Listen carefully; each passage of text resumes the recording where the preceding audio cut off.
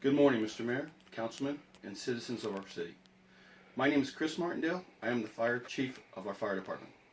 I would like to thank you for providing me the opportunity to speak with you this morning. I am coming through you via simulcast to discuss the proposed budget of the XYZ Fire Rescue Department for the fiscal year of 2018 and 2019.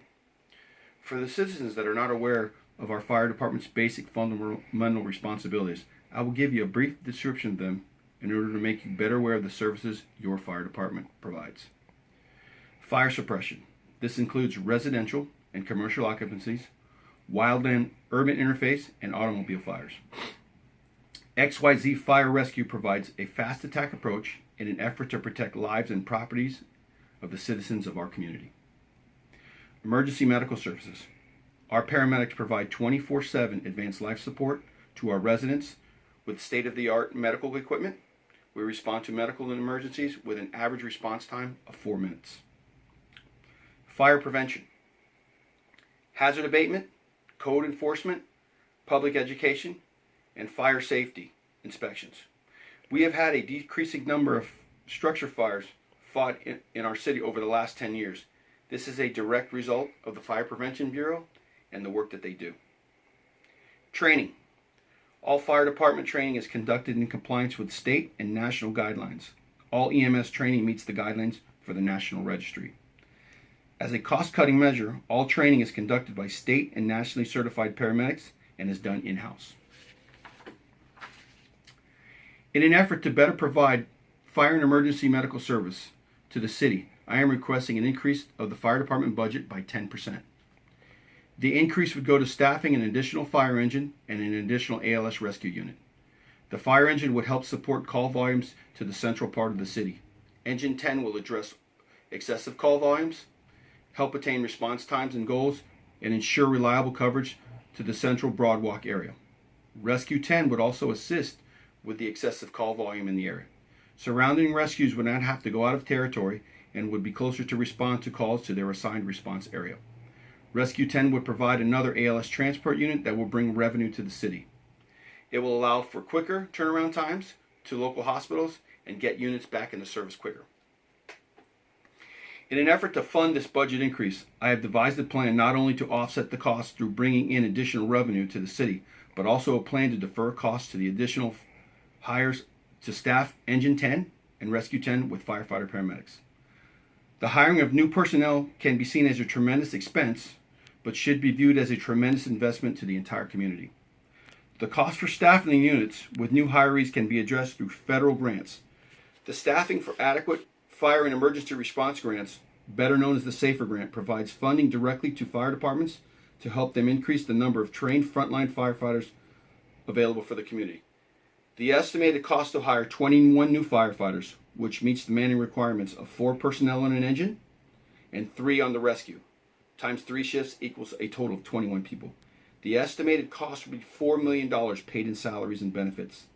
The grant funds 75% of new firefighter salaries and benefits during the first and second year and 35% in the third year. The federal government would fund about $3 million and the city would have to only pay back $1 million over 3 years. $1 million is a 10% increase in the current budget. The plan also calls for 2 ways to increase revenue that the fire department will bring in that will supplement the additional 10% budget increase. First is to mandate a one-time fire inspection fee to any new commercial occupancies built into the city after 2018. This new fire inspection fee will be based on building square footage.